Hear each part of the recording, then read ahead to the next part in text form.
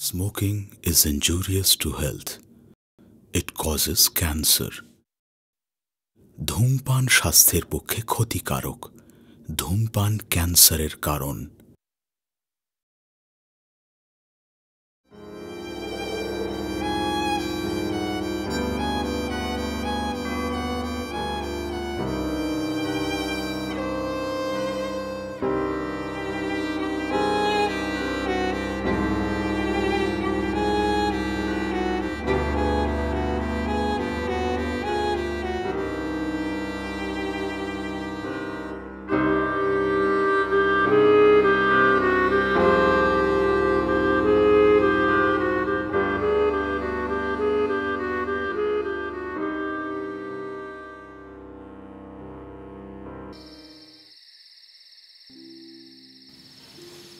নে এটা খেয়ে নে। মা, এখন জুস খেতে কারো ভালো লাগে? আচ্ছা, শরীরটা তো তোর এখনো দুর্বল। এইসবে ভাইরাল ফিভার থেকে উঠলি, না খেলে কখনো চলে? সকালে খাবার বেড়ে রেখে গেলাম, তাও খাসনি। না খেলে কি হয়? নে খেয়ে নে। রাখ রাখ রাখটা রাখ, পরে পড়িস। নে। মা কি? আচ্ছা মা, হ্যাঁ বসুন, একটু কথা আছে তোমার সঙ্গে। শোনো, বলছি আমাদের কলেজের একজন প্রফেসর আছে। আচ্ছা, প্রফেসর সেন। উনি না মানে রেগুলার বাড়িতে কোচিং দেন না, উনি ওই পরীক্ষার আগে স্টুডেন্টদের একটু গাইডলাইন দিয়ে দেন। তো ওরা যাবে বলছে ওনার কাছে পড়তে, তা আমি যাব। তা তুই যদি ভাবিস যে ওনার কাছে পড়লে একটু বেশি নাম্বার পাবি, তা যেতে পারিস। কবে থেকে যাবি? কালই তো ওরা আসবে বললো, কাল ওদের সঙ্গে যাই। কাল থেকে যা। আচ্ছা শোন, রাতে কি খাবি? ভাত না রুটি? রুটি দুটো। দুটো? ঠিক আছে, নে জুসটা খেয়ে নে, আমি আসছি।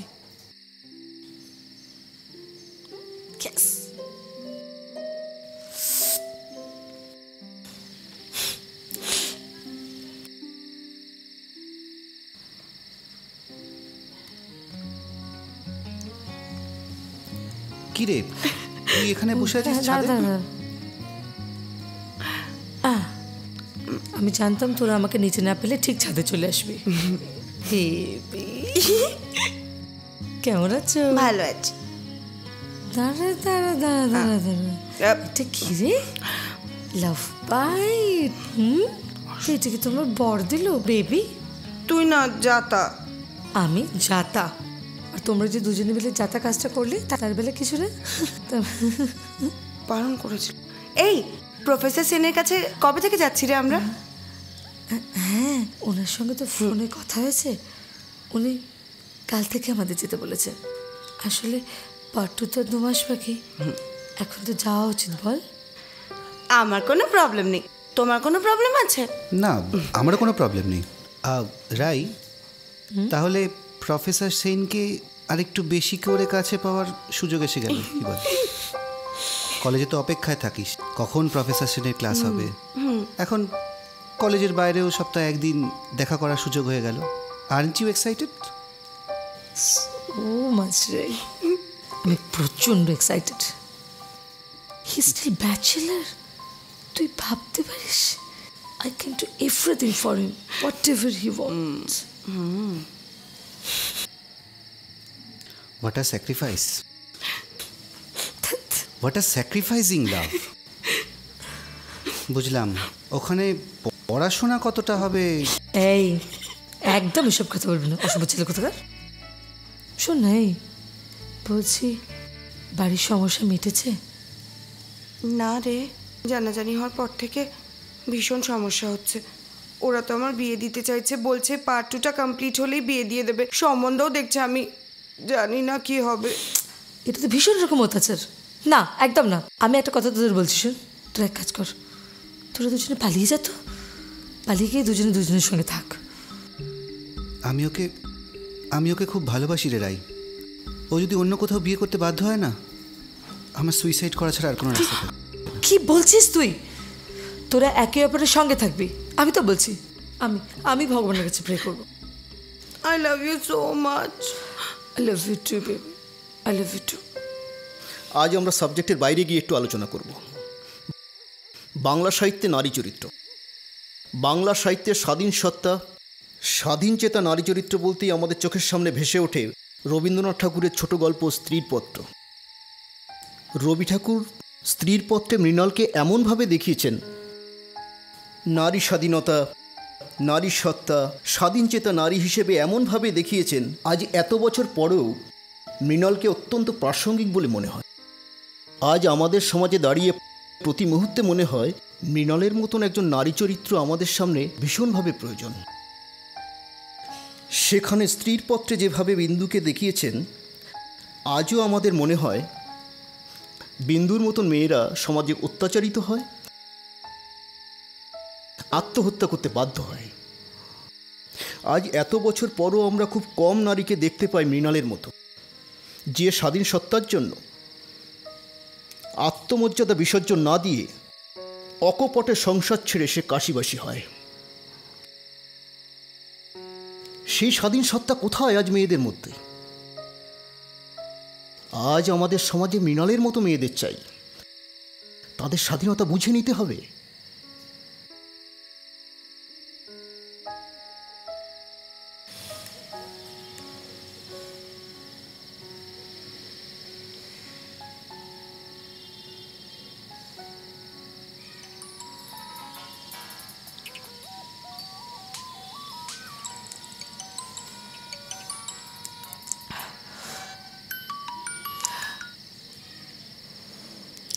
হ্যালো। হ্যালো রায়। হ্যাঁ স্যার বলুন। 5 দিন ধরে তুমি কলেজে আসছো না, শরীর ঠিক আছে তো?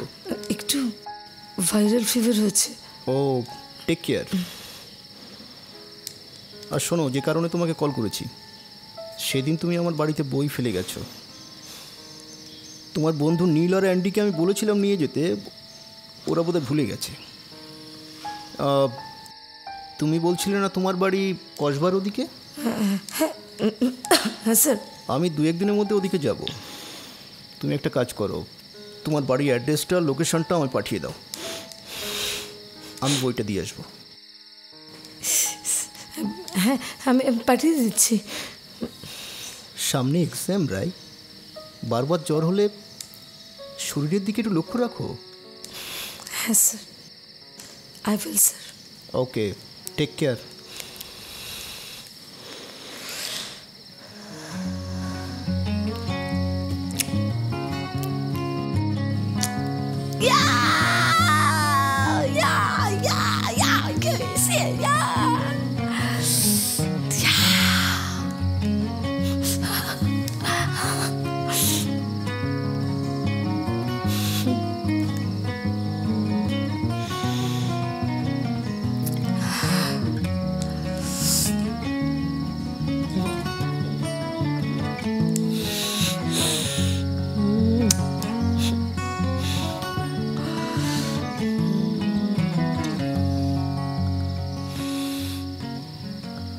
তো জ্বর এসছে আর তুই টেডি নিয়ে লাফালাফি করছিস?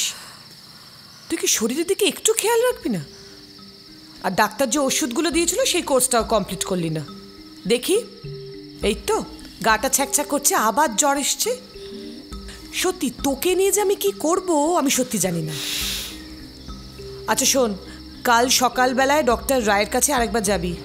আমার কাল ছুটি রয়েছে, তবে বাড়ির অনেক কাজ রয়েছে, তুই একা চলে যাবি, বুঝেছিস? কিন্তু বকছো কেন আমাকে? উফ, বকবো না তো কি করব? কি একবারে মাথা কিনে রেখেছিস আমার? বসো না। হ্যাঁ রে, তোদের সেই প্রফেসর কেমন পড়াচ্ছে? কি যেন নাম বলেছিলি? সুতনু সেন। খুব ভালো মা। সুতনু সেন? জানো মা, ওটা কলেজে না সব মেয়েদের ক্রাশ শুনে। কেন জানি না এখন অব্দি বিয়েই করেননি। তাই? যাই হোক, আমাকে ভালো পড়াচ্ছেন, এটাই আমার ভালো লাগছে। আসলে পরীক্ষার ঠিক আগে তো আমি বইটা ফেলে এসেছি, আর কেন যেতে পারছি না কলেজে তার জন্য ফোন করেছিলেন। আমায় বললেন যে পরীক্ষার আগে বইটা পৌঁছে দিতে হবে, তো এই রাস্তা দিয়ে উনি যাবেন, তো বাড়িতে এসে উনি বইটা দিয়ে যাবেন বলেছেন। বাড়িতে আসবেন? কবে? দুদিন পরে আমাকে অ্যাড্রেসটা পাঠিয়ে দিতে বলেছেন। আচ্ছা আচ্ছা, ঠিক আছে, বস, দেখি কাজগুলো সারি। আচ্ছা।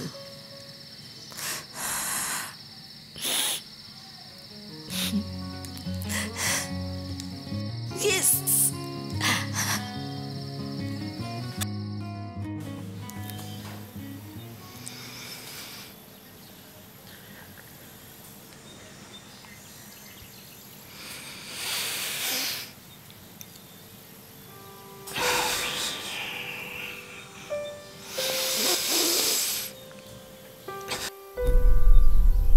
জীবনে শুধু আমি একজনকেই ভালোবেসেছিলাম রমা, আর সেটা হলে তুমি। তোমার থেকে আলাদা হয়েও নতুন করে আমি আর জীবন শুরু করতে পারিনি, সম্ভব হয়নি। আর কটা দিন বা বাঁচবো বলো? যে কদিন বাঁচবো এভাবেই কেটে যাবে। কি হয়েছিল তোমার স্বামীর? Road accident. রায় তখন 1 বছরের। ওর চাকরিটা পাই আমি, এই ফ্ল্যাটটা আর ওর কিছু জমানো পুঁজি। তোমাকে আমি চিঠি লিখেছিলাম, ফোনও করেছিলাম, কিন্তু চিঠির কোনো উত্তর আসেনি। পরে রমেনদার কাছ থেকে জানি তুমি নাকি তোমার বাড়িটা বিক্রি করে ওখান থেকে চলে গেছো। ওই বাড়িটার পুরনো স্মৃতি থেকে আমি পালিয়ে যেতে বাধ্য হয়েছিলাম। যেদিন তোমার বিয়ের কার্ডটা এসেছিল, আসলে তুমি আমার কাছে এসেছিলে। হঠাৎ একদিন রাতে এসে বললে আজ রাতের মধ্যেই তোমায় বিয়ে করতে হবে। তখন আমিও স্টুডেন্ট, আনসার্টেন লাইফ, সাহস করে কিছু করতে পারিনি। কিন্তু একটা জিনিস আমি আজও বুঝতে পারলাম না, ওই রাতেই তুমি কেন এসে আমায় বিয়ে করতে বললে? কারণ আমি কনসিভ করেছিলাম। ভেবেছিলাম বিয়ের পর তোমাকে সারপ্রাইজ দেব, কিন্তু তুমি সেই সুযোগ আমাকে আর দিলে না। বাবা মিথিলেশকে কথা দিয়ে ফেলেছিল, আমার মতামত জানতে চেয়েছিল। সেই রাতে তুমি আমাকে না বলে দাও, তাই আমি বাবাকে হ্যাঁ বলেছিলাম। রায় যে তোমার সন্তান সে কথাও কোনোদিনও জানতে পারিনি।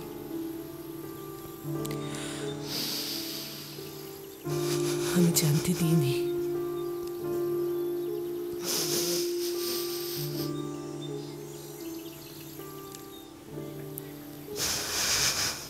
রায় তোমার সন্তান, তোমার, আমার।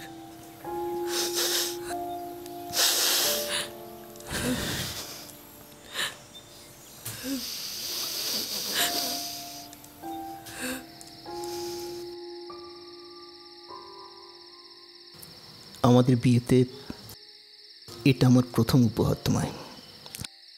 সারা জীবন এই দিনটার জন্যই অপেক্ষা করেছিলাম, কবে তুমি আমার হবে। All credit goes to our Rai, our daughter. তুমি খুশি তো? জীবনে এর চেয়ে বেশি খুশি আমি কোনো দিন হইনি।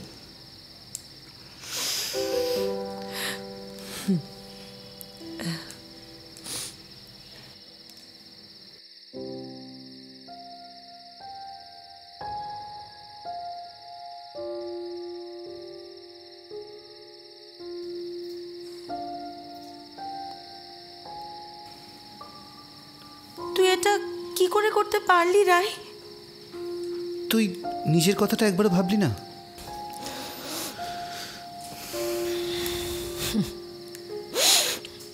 আমি তোদের সকলকে খুব ভালোবাসি রে। দেখ, একটা অসম্পূর্ণ জীবন যদি দুখানা অসম্পূর্ণ জীবনকে সম্পূর্ণ করতে পারে, এর থেকে আর ভালো কি হবে? বাকি থাকলো আমার কথা। একটা দিল্লির চাকরির ইন্টারভিউ দিয়েছিলাম, হয়ে গেছে। নেক্সট উইকের ফ্লাইট। মাকে এখনো বলিনি, পরে জানিয়ে দেব। রাই, তুই তুই নিজের জীবন নিয়ে কেন এরম করে জুয়া খেললি? কি করে পারলি তুই? কবে তুই এত বড় হয়ে গেলি রে? আমি তোদের দূর থেকে দেখেই ভালো থাকবো।